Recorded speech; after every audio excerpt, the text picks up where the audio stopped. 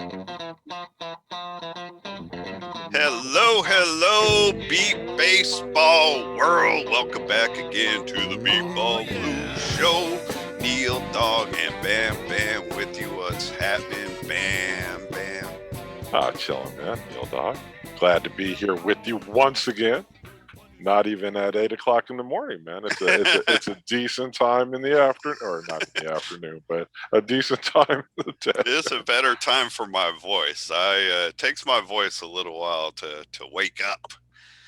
Well, this is going to be a different show than normal. We are going to, the NBBA elections are coming up, and we are going to, we've got a couple people here with us, Darnell Booker and Axel Cox. I'll ask you guys to wait a second before we start rapping with you. We're going to be talking to them about the positions they're running for here in a few weeks. But since we're talking elections and stuff, something I wanted to bring up last week and forgot, Seth, you'd mentioned like 2 weeks ago, encouraged everybody to check out the NBBA bylaws committee meeting because you had put forth a bylaw that you wanted to get passed to the floor, which it did. It was successful in being passed forward.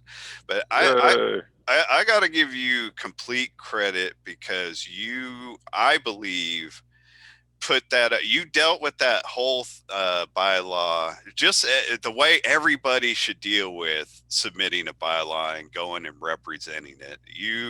When you spoke on behalf of your bylaw, I was impressed, even though, it's not like who you are or what you're about is a secret to me. But at the same time, I sat back impressed because I don't know. I like, like you've been teaching at a major, university for the last few years, and I expect you to be teaching college for many, many years to come. But I don't see you in that role. I felt Right. like that was really the closest I'm ever going to come outside of sitting in one of your classes. How you would present to students. So Right. just props to you, man. Did you feel I, good about I getting I through? appreciate it, man. I did, man. I did. Like, I don't, I just kind of put down some notes and some broad thoughts in my mind, and then just kind of come off the top of my head. But I thought it. I feel like kind of passionate about this one. I do think that we should discuss the bylaws and the rules in front of everybody so everybody can hear what they're all about, and people can express their own opinions and whatever the case may be. So to me, it was it's something that I'm passionate about. Even like teaching, it is a lot harder to teach things that I'm not really passionate about. You know what I'm saying? So those lectures are a little bit more dry, a little bit Yeah. more. But no, I thought it came off. I thought it came off very well, and I do hope that everybody does vote for it because I do think it overall will be helpful to the league. To going forward, to moving forward, to bringing in new rules, to making the game more competitive. We have to be able to talk about the things on the floor, so we all know where we're coming from. So I'm glad you liked it, Neil Dog. I'm glad you liked it. I did, and actually, it's a good time to invite Booker and Axel to come in because they are actually both there that night. Book has been involved as a board member for years and plans to be for years more. Axel's getting more involved. You guys were each there. How'd you feel about Seth's presentation? Nah, yeah, man, it was a good presentation, and I think similar to the way it passed on the call, I think it shouldn't have too much issue passing in the General Assembly. Yeah, it should be. It was a great thing that Seth that brought to the table, and I definitely think the membership, General Assembly, needs to hear everything, and we should have a everybody should get the chance to speak on that with a limited time frame, 2 to 3 minute time limit or whatever, whenever they speak. So it brings up healthy, good debate, and everybody knows the rules and bylaws right then and there in front of everybody, and let the chips fall where they may once everybody hears it. So I think it was a good proposal. Yeah, And even, just one thing, and in my kind of defense of it on the call, I kind of went for more of the the aspirational parts of the idea of being able to talk together on the floor. But as Dan Green pointed out, and I noticed when I actually looked through the bylaws to submit the rule, there's like no process written down for elections in our bylaws, right? The process is not codified at all. I couldn't even really figure out where to put the bylaw because it doesn't fit simply into any one of the existing bylaws. So I do think overall that is also helpful. The more process we can codify into the actual constitution or the bylaws of our organization, I think it is the better off we are. So, outside of the theoretical, aspirational kind of things, just the nuts and bolts of being able to write down how we're going to run elections, how they should go on the floor or whatever. I think that just helps the league, going forward. So everybody vote for it. Yeah, I got a little horn here. Go ahead, Neil. You were going to say something. Yeah, no, just two last thoughts, and we could get moving on to our guest.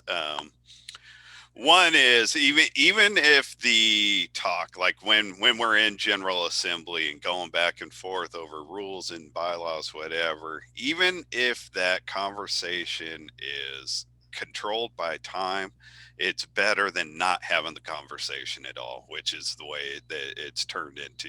People shouldn't be voting on something before they get a chance to talk on it. And you pointed that out, I thought, very excellently.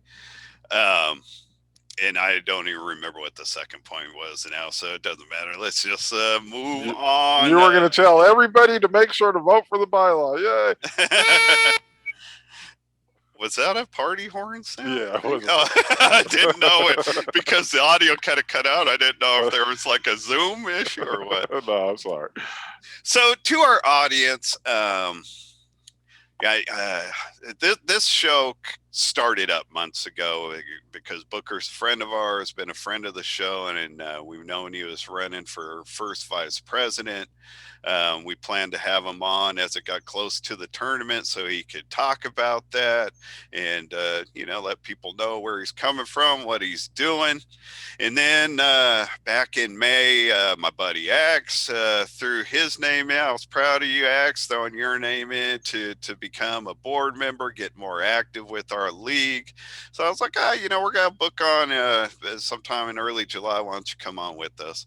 And then now just in the last few days, I've seen other people popping up who are friends of mine and friends of the show. Mark Morris, Mike Coughlin, Jerry Wendell. I believe Janet Leonard is got her name out there running for positions. So there's a lot of good people running for these positions. We couldn't have everybody on. I kind of cut it off at Axe back then, not knowing who else I was going to run into. So my apologies for anybody else that's not in this mix. Just kind of had to draw the line somewhere. So that is why we got these guys. And but, if we would have known all those people were interested in coming on, we could have actually had like a little debate show and stuff like that. I didn't even think of that. When I first brought it up with Booker, he's like, "Yeah, if you want to do a town hall, whatever, I'm an open book." And it's like, well, that would be too big, but I didn't think of like debates or anything. You could have used that big brain of yours like a month ago. Dude, you just told me about the other people. Yeah, I know. That's a good point. I'm just learning about them too in the last few days. So enough about that. So I just wanted to explain to our other friends in the audience that's how we end up where we are. My thought is because I feel like the first vice president, there's only one spot open. There aren't multiple positions open there, and that's a big deal with the league. So I was going to save that part for last. I was going to jump into Axel first. Because it's not a big part, a big deal with the league. I guess it's not that. I guess a better way to put that. I expect us to spend more time on the first vice president spot. So Right, no, I got I thought we'd build up to that. I guess that's a less condescending way to put it. I guess. So actually, no, I got nothing but love with you. But Axel Cox, man, after what 13 years in the league, what's got you to throwing your name in and wanting to become a board member? Yeah, so just briefly, some of the things that I have, it's gonna be on my bio that they're gonna put in on the website. But like you mentioned, I've been playing since 2008 with the Austin Blackhawks. We traveled to the Dominican Republic and helped start the Caribbean Hurricanes. And then Kevin Simpson, Zach Arambula, and myself branched off to start the San Antonio Jets. And just recently this year, I was talking with a couple of my teammates and just kind of came to the conclusion that it was time, man, for me uh, to attempt to get on this board. And I had been for the past couple of years uh, attending more and more of the on call meetings and getting to know what goes on at the board meetings and things like that. And so when one of my teammates mentioned that they wouldn't mind nominating me, I was all for it, and that's what got me into it. Go ahead, Neil. I'm sorry. Actually, I wanted to wait for you to see if you jump in first. So I ran for the board years ago, and I kind of pictured myself at that point in time. Beat ball's kind of I look at it almost as a divided sport. There's the highly competitive aspect of it, but there's also there's also the recreational aspect of it. I wanted to kind of really ram through the competitive aspects of it.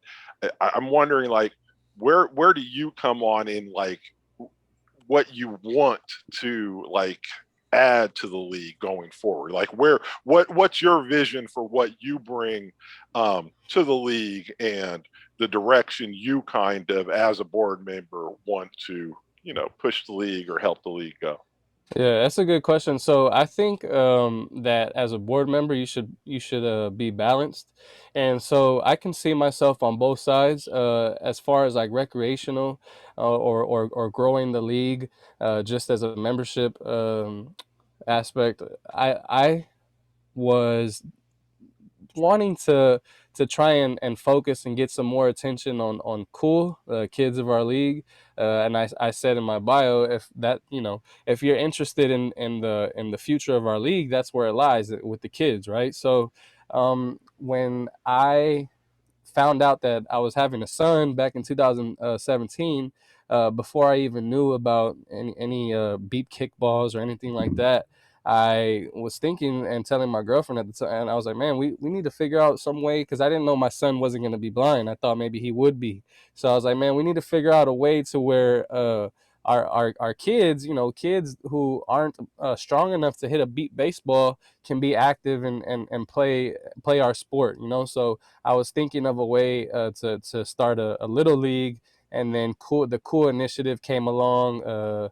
No, I wasn't a part of that, but I hope to be a part of it, and to add to it, and see where we can go on that end. And I think as far as like on the competitive side, one of the things that is becoming more apparent in this league is there's a lot more speed and a lot more power. So with that, it's making the game harder for the umpires, which are volunteers. And one of the other things that I had talked about was there being a shortage in volunteers, and possibly if the World Series was held in the same city every year, we could possibly see our volunteer numbers go up, and those people could be trained uh, as umpires, or what have you, base umpires, field umpires, and so they know year in and year out, this is what you're looking for, this is what you need, blah blah blah. So that would help competitively as well. Uh, I've always thought that having the beat ball, the World Series in one place, one central location would be good. But go ahead, Neil. No, I liked all of that. Right. I thought that was a great answer. And one thing specifically I'd like to touch on, because I told you ahead of time, all I really had for you is like kind of advice. And this really is for you, Mark Morris, Mike Coughlin, all of you would be new. Any of you that get in will be new at the job. And this advice is kind of to all you, but you mentioned the balance, and I was going to put it a different way, but I love that you're already thinking that way. The way I was going to point out is like the league is really like a pie, and it's got, I mean, it probably has more than six pieces, but let's just talk about a pie being kind of cut into six pieces. Each part of the league has to, each piece of that pie has to be given equal attention. I've been guilty of it myself. But I've also been around board members who only care about one thing. Yeah. They show up to a meeting just to talk about the equipment, just to talk about the tournament, just to talk about whatever, and they tune out everything else. They get mad if the one thing they care about the most isn't the number one focus of the whole board meeting. And that's just, it's short-sighted, and it's not having the whole league in mind. Look, people have different strengths and weaknesses. Like I particularly excelled like working with the tournament committee, but I don't think I would have been very good in PR. Like I don't enjoy that. But if I was part of PR, I would give it the same energy. You know what I mean? It's like the whole league has to be given the same amount of attention and energy, and people can't just be closed-minded to the parts they're not interested in. And finally, the easy part, just never be an empty chair. I've said it on the show many times that there are board members who just like wanted the popularity of getting on the board or whatever, but they sit there and don't say anything.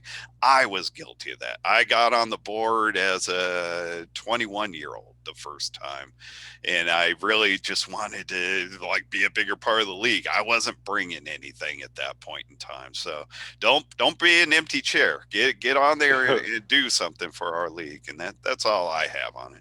Yes, Can I ask you just one more? I'll throw that is, and you can respond to both to Neil and that. But like outside of like your beat ball, what you've done within the beat ball world, what like outside of the beat ball world, like kind of prepares you or will help you think like actually get things accomplished. I mean, it's not we all have like ideas, but then you got to pound them through. You got to work with people and stuff like that. right. I'm listening to you. Clearly you're an intelligent guy, all that stuff. But so I know you do stuff outside of beatball. What skills outside of beatball will you be able to bring to the beatball boardroom? I guess.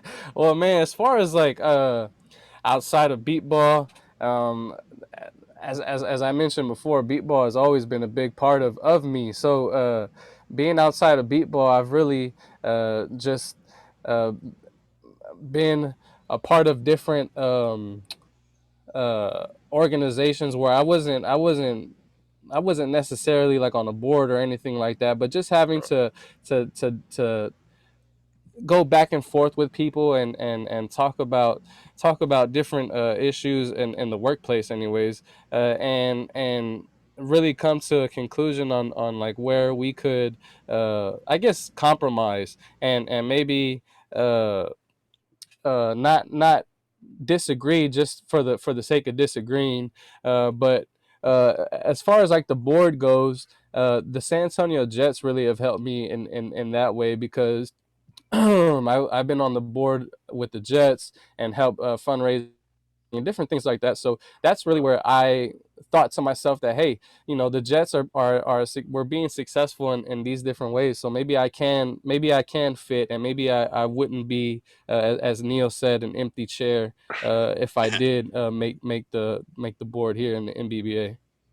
The word compromise is a huge word as far as being successful at one-on-one relationship or a group relationship, you got to be able to compromise. So that's good. And also, I think being the leader of a team is good practice for being a leader in the league.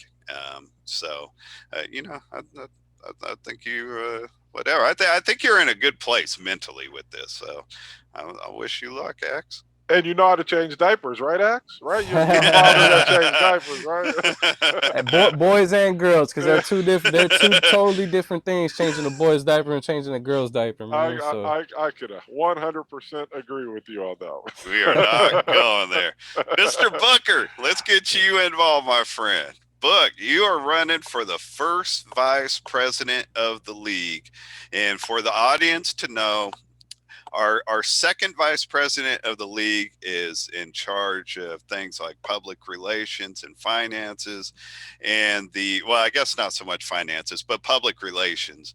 And the first vice president of the league is the chair of the tournament committee and basically the tournament director. So, Book, go ahead and lay out what got you to run for the first VP. First of all, Neil and Seth, thanks for having me back on the show. Appreciate Absolutely. it. Big fan of the show.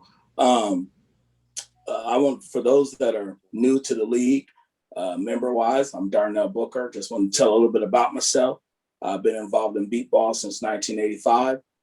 Played competitively from 85 to 05.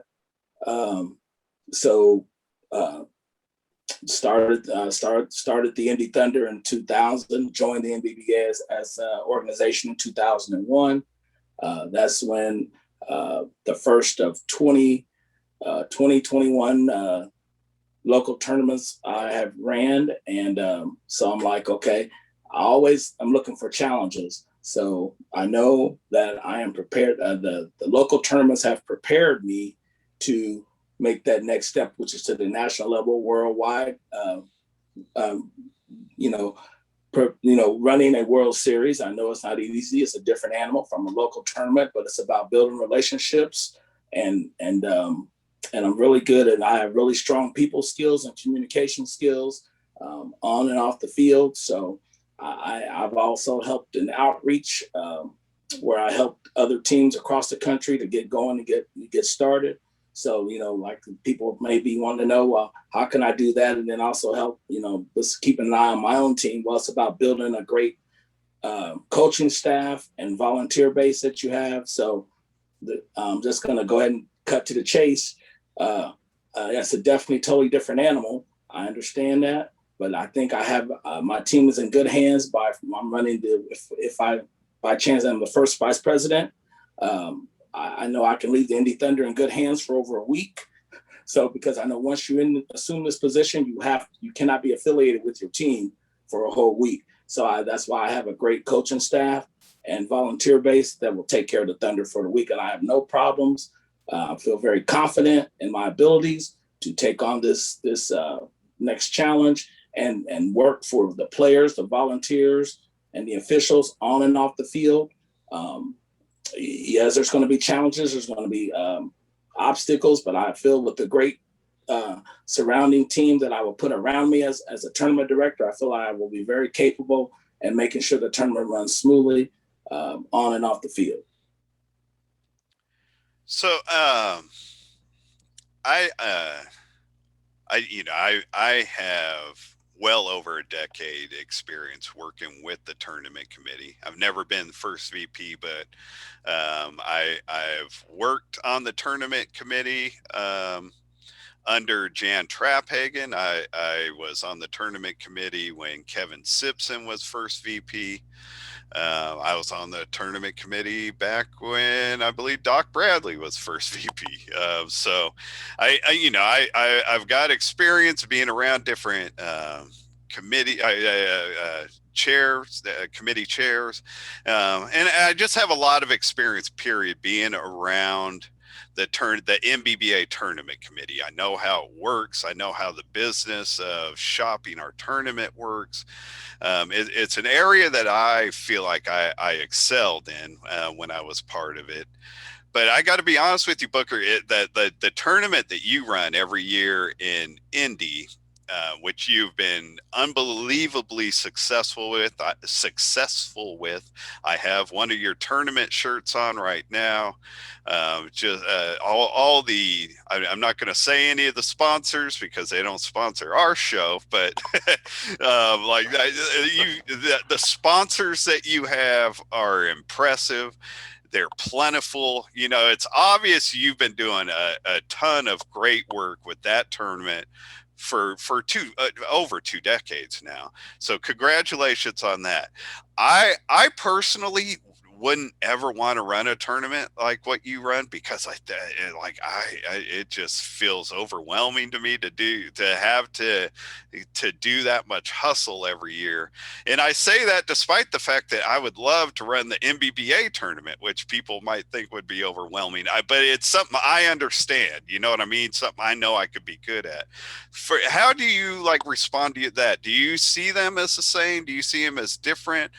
Do you see your role as first VP being different than it would be running your tournament? I see a different in the sense, like as far as the indie tournament, it's a piece of cake now. It's about building relationships because all these sponsors on the back of the t-shirt, they know every single year when our tournament is. So it's basically picking up a phone, saying here. Everything is pretty much already in place for next year's tournament. So it's about building relationships, not being afraid. So yes, the indie tournament, which is local, where you only have 8 teams and volunteers as opposed to 20, 24 teams. And, you know, I would definitely, because like I said, I would definitely put a lot of my energy focused on the World Series because that's what the membership voted me in for. I hope they vote me in for. And I will put I put 110% in whatever I do. So yes, it is different, but it's like if you have everything already established at the local level, it's about hitting the ground and running at the national level and going out there and try to and then just build relationships. You know, I have a plan in mind. And once I'm elected as first VP, you know, hitting the ground running, going there 3 or 4 or 5 days of the tournament site, you know, talking to the volunteers, you know, trying to talk to the partners or sponsors, or even try to work on sponsorships that we could probably get as far as first VP at the national level. It's not. I'm a people person. I majored in telecommunications. My minor was telecommunications, so I have no problems talking to anybody about beat baseball at the national level, or I mean the local level, even as far as the national level. I mean, what I did as second VP for the league was create a whole new brochure. I feel you not only you talk about it, but you have things at people's fingertips and talk about that. Like the brochures have really helped our league in the sense that, you know, it created something for PR to have. And that's what I did as PR. So, you know, it's about relationships and communicating and the place where I want to see this tournament ran, you know, as far as just building a great team around me and overseeing it also. And it's a call. We're going to agree to disagree, but just come to a happy medium and respect each other's opinions, but understand we're working together for a common goal just to make sure the World Series goes off without a hitch. And that would be my job to oversee that. And I'm prepared to oversee that because my local tournament that I've done for 20 years have prepared me for that in the sense of, you know, not being afraid, not in, you know, if someone says no, another door is open, just keep beating that pavement. And I feel I'm ready for that next challenge at the national level while knowing that my local tournament is in good hands because of the relationships I've built and the volunteers and my coaches that, you know, that run the tournament, you know, that's perfectly fine. Right. I mean, obviously, you're a great ambassador for the sport. You know, I've known you forever. I advocate for you. You know, I always think back to Henry Woodford, my good friend, Neil's good friend, was a news reporter in Indianapolis. Oh, he still remembers you, right? He still that was Darnell book, right? That was 20 years ago, right now.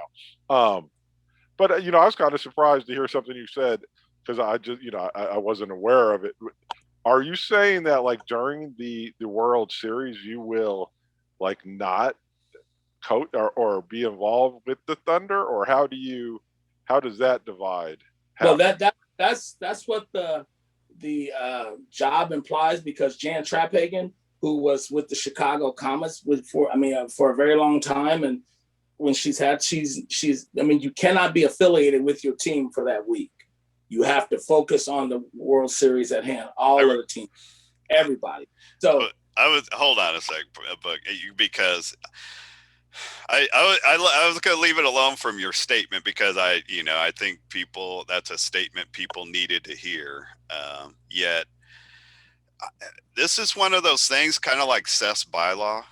I don't believe that's written anywhere, frankly. I was told that, but it made you right. I know you were told that. I don't believe that is a rule written anywhere. And I just mentioned I served. Kevin Simpson appointed me to the tournament committee when he was first VP. Kevin Simpson pitched for the Blackhawks while he was first VP. Wow. So unless that was added somewhere along the line, I think it's just one of those things, again, that's not written anywhere. The NBBA just you know what I mean? It's I don't even know the right. I'm not trying to attack the NBBA, but it's just one of those things that's being said and it's not written anywhere. You're calling it a Dan Tracy rule. It's a Dan Tracy. Yeah, that's a good way to put it. People won't even know that reference, but you're 100%. Yeah. Go ahead, I was Bud. just told, which it wouldn't bother me anyway, because I have a great coaching staff, that they're saying you can't be tied to your team and affiliated. And if somebody can find that, if it's not accurate, fine. If it is, I'm still going to focus on all 24 teams at hand. Right. Because I want that to be ran smoothly, because that's what the membership voted me in for, if that's were to happen, to focus on the World Series, not just the Indy Thunder, focus on all 24 teams and make sure things are ran without any hiccups. Right. And we should wrap this up in a nutshell. I don't want to, take this particular part of the conversation too far, but I think, again, the reason I wasn't going to touch on it just from Book's statement is because I think it was important for people to hear that you are just going to be focused on the NBBA tournament while the tournament's going on. And that's the most important thing for them to hear or whatever. But nothing can force you from not checking. I mean, you could check on your team and still be a part of your Thunder, but if something comes up with the tournament, that's got to be your number one priority. And it sounds like you've already made it your number one priority. It is my number one priority, Neil and Seth. But if anybody's listening or want to find somewhere, because I was told specifically that when you are first VP, you cannot be associated with your team for the week, because I think that might infringe on some type of Yes.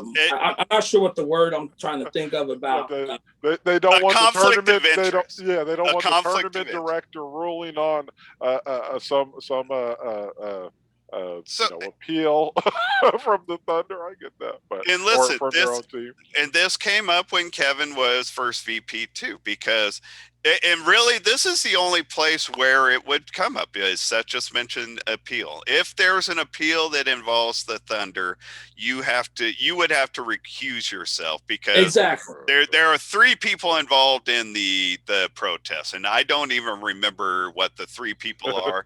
But the first VP is the number one on that list. But if it involves the Thunder, you have to recuse yourself, and that was the same way when Kevin was first VP. I remember pulling Kevin aside and saying, look, if there's anything involving the Blackhawks, if you want to appoint me, if you want to appoint me that role, I'm happy to do it or whatever. So that was 20 years ago, like in 2003, I think. So, and that's what I would be more than willing to do, because again, it's like I was told you guys earlier, it's about building a great team around myself to make sure the World Series goes off without a hitch, on and off the field.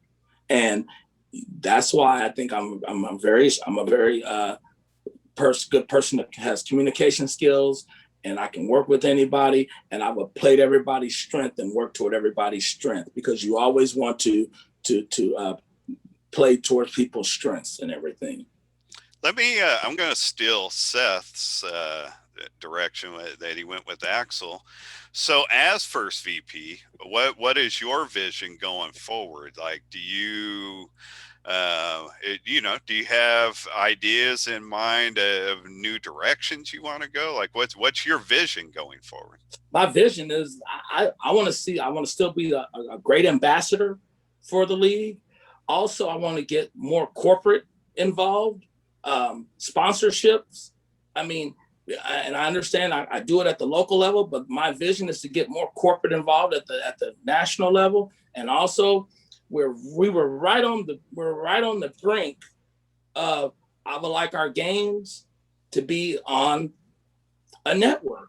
Because I understand that's PR because I am on the PR committee, but it's PR/tournament director. It was just, I would like to see more eyeballs on our sport in a television capacity, even a radio capacity, in a sense, wherever the city it may be in. My vision and goal is to make our sport more wide open and to let more people see it. Instead of just looking on the internet, I wanted to be shown live. So it's to talk to corporate, get it some corporate backing. I know it may be crossing over in the fundraising role, but I meet as tournament director at the local level because I do a lot of everything here at the local level. But it's okay as long as once the tournament is in place, I'm focused on and off the field stuff. But behind the scenes, while the tournament is being formed, I would like to see our game on television more than it is right now. Yeah, just along those lines, I will say this is no knock to how I appreciate the NBBA in any way it's able to get out like our championship games or any other games from the World Series, because it's exciting to follow the big games as they go on if you're not there at the World Series.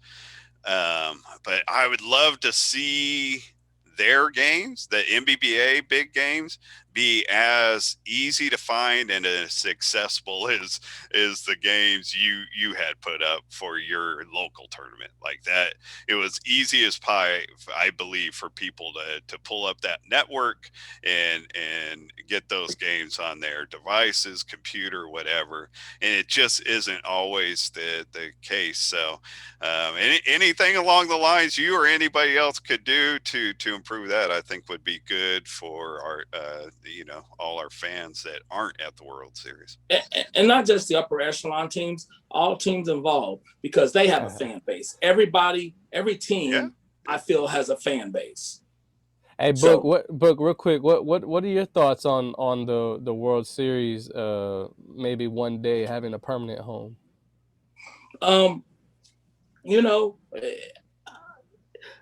If we can have the corporate dollars and the backing, that's fine. If it's all going to gear toward Wichita, let's go to Wichita. If it's all in San Antonio, that way we know where it's going to be at, fine. But I understand too that other cities may want it there. So the good question, Axel, I'm just saying, like several years ago, a long time ago, I'm not sure what happened in Minnesota when Wheaties was behind us. I'm not sure why we left that, but again, I'm just, my thing is, if it's going to be in one main city, I'm fine with it. If it's spread all over the place, it's good for different cities to experience and bring an adaptive sport to their city. But I'm not opposed to just having it in one place. I'm sorry I danced around your question. No, you pretty much said if the city's bid for us is right, then and it makes sense, then it makes sense. Right. Yeah, I like the tournament moving around because that's what introduces it to areas. Look at the number of teams we got out of Georgia once the tournament went to Georgia, and they don't always last, whatever. But it's a good kind of outreach thing to move it around. But I also could see the strengths of having it in one place, as far as if it's a place place where we can establish, knowing we would get the volunteer, the numbers of volunteers we need, the fields we need. If all those things could be met on a yearly basis, I could see the value to that.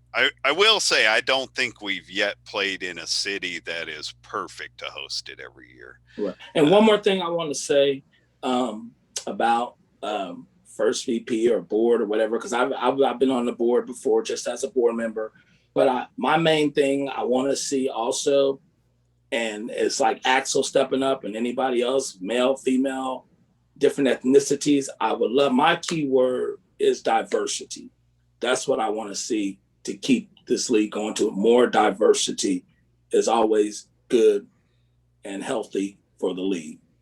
As long overdue as it is, diversity is finally becoming a word we're hearing more and more, out in the world outside of beat ball, and there's no reason why beat baseball shouldn't follow that and try to get better at it. So I'm with you there, 100%.